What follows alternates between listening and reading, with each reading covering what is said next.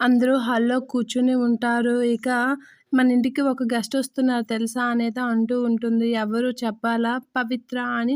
అదండి గెస్ట్ వచ్చేసారు అని చెప్పేసి ఇంటి డోర్ వైపు చూపిస్తూ ఉంటారు. అలా చూడగానే ఒక్కసారిగా రక్ష, ధీరు వీళ్ళందరూ అయితే షాక్ అవుతూ ఉంటారు. ఇక బామ్మ కూడా షాక్ అవుతూ ఉంటుంది. ఏంటి విజయేంద్ర ఎలాంటి పని చేశాడు అనైతే మనసులో అనుకుంటూ ఉంటుంది బామ్మ. ఇక అందరూ అయితే విజయేంద్రను దుర్గా చేసిన పనికి షాక్ అవుతూ ఉంటారు. ఇక ధీరు వాళ్ళ నాన్న అయితే ఒక్కసారిగా కంగు తింటూ ఉంటాడు. ఏంటి ఈ అమ్మాయిని తీసుకొచ్చారు ఇంటికి అని. ఇక అందరూ అయితే ఎందుకు ఆ అమ్మాయిని తీసుకొస్తున్నారు?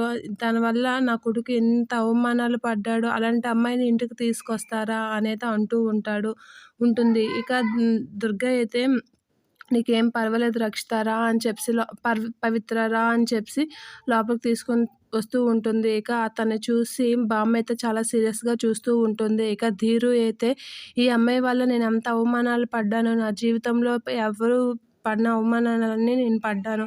అలాంటి అమ్మాయిని ఇంట్లో ఉంచితే నేను ఎలా ప్రశాంతంగా ఉండగలను అని గట్టిగా అంటూ ఉంటాడు. ఆ మాటలకి పవిత్ర అయితే చాలా దిన్నగా చూస్తూ ఉంటుంది. ఇక దుర్గ అయితే ధీరుతో ఇలా అంటూ ఉంటుంది. "ఈ అమ్మాయిని చూస్తూ నువ్వు ఉండక్కర్లేదు ధీరు. ఈ అమ్మాయిని చూడకుండా కూడా ఉండొచ్చు" అని అంటూ ఉంటుంది.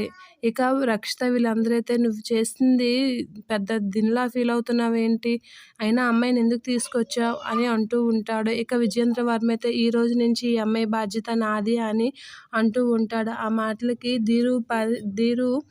ధీరుకి జరగకూడని అవమానాలన్నీ ఈ అమ్మాయి వల్లే జరిగాయి. అలాంటి ధీరు జరిగిన అవమానాలన్నిట్లికి కారణమైన ఈ పవిత్ర కర్తవ్యం నీది అంటున్నావేంటి విజేంద్ర అని అంటూ ఉంటాడు. ఇక దుర్గ అయితే ధీరు ఈ రోజు నుంచి పవిత్ర ఇంట్లోనే ఉంటుందని చాలా సీరియస్‌గా ఉంటుంది. ఆ మాటలకి ధీరు కూడా